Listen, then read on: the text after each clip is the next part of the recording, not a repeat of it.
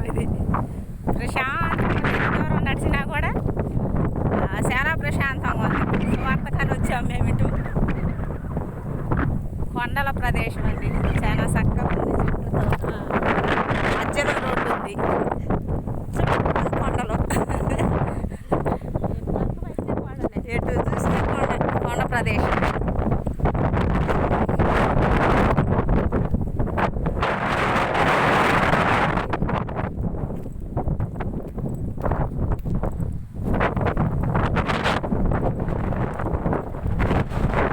ఈ కొండలు వచ్చి జీవాలు కాసేవాళ్ళంట పెద్దలు.